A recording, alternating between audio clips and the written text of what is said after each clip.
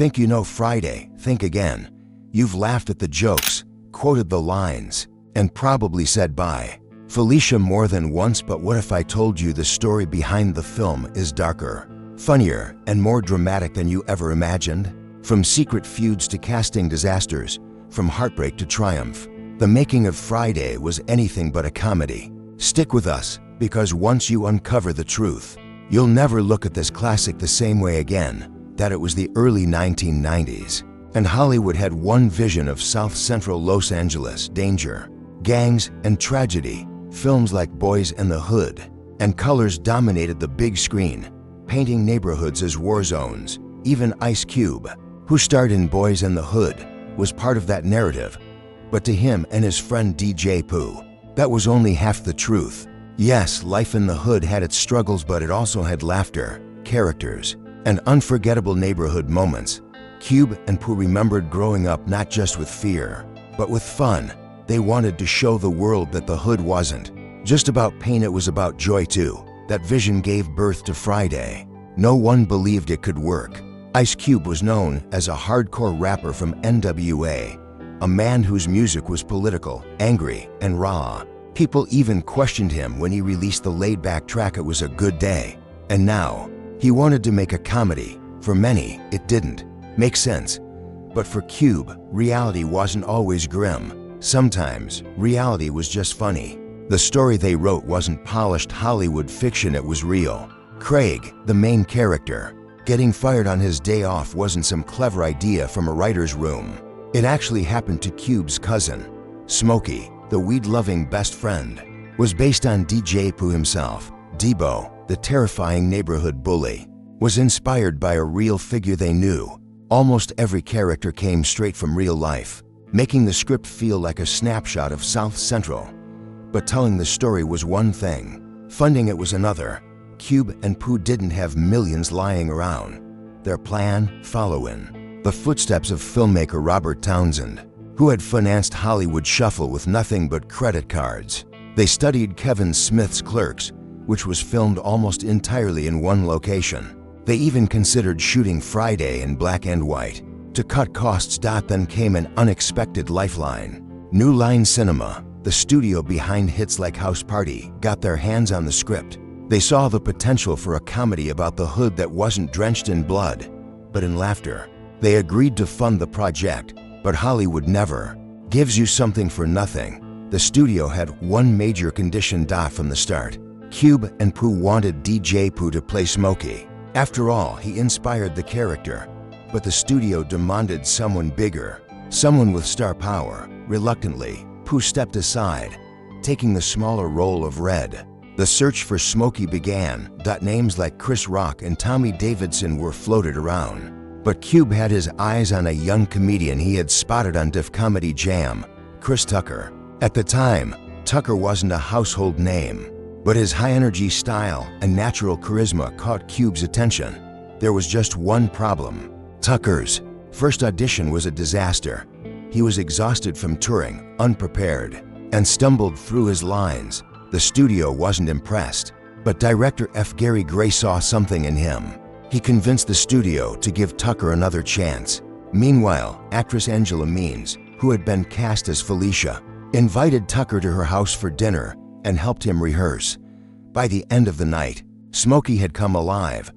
At his second audition, Tucker blew everyone away. He got the part and comedy history was made. On set, the chemistry between Ice Cube and Chris Tucker was undeniable.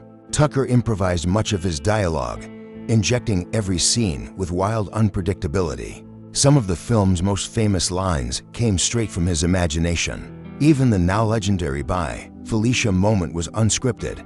Angela Means decided to sit between Cube and Tucker during the scene. His irritation was genuine, and that authenticity became one of the most quoted lines in pop culture.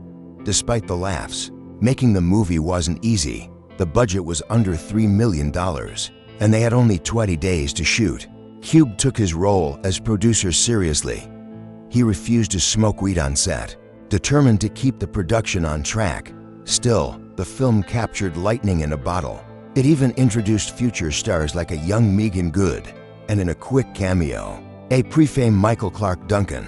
When Friday hit theaters in 1995, it became a phenomenon. Fans loved the mix of humor and authenticity. But just as quickly as the magic was created, it began to unravel. When Next Friday arrived in 2000, fans were left stunned. Smokey, the breakout star of the first film, was gone without explanation. No goodbye, no closure, just an empty space where his character once lit up the screen.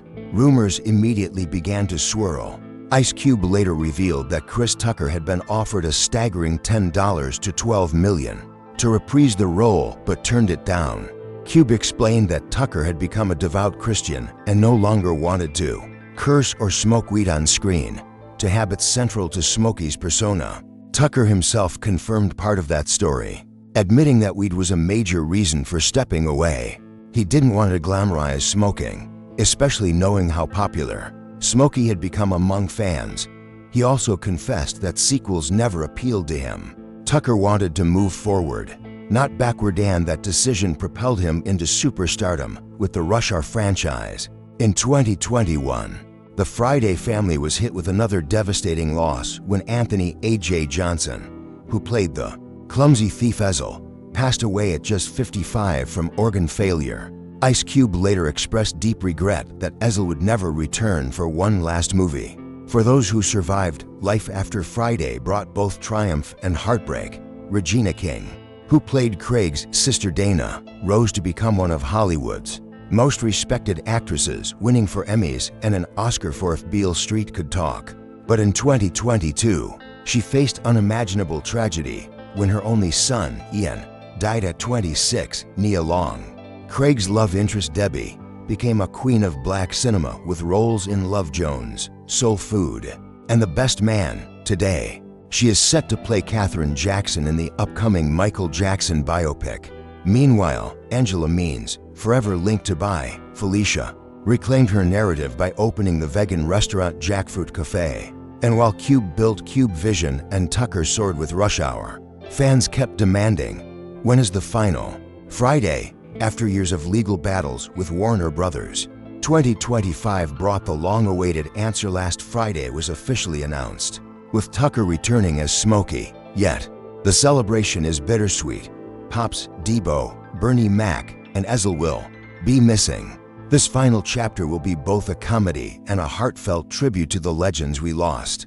What started on a porch has grown into a legacy that shaped a generation. Last Friday will close the chapter, but the laughter and lessons will live on. If this story moved you, drop your thoughts in the comments, hit like, share with friends, and subscribe for more untold Hollywood stories.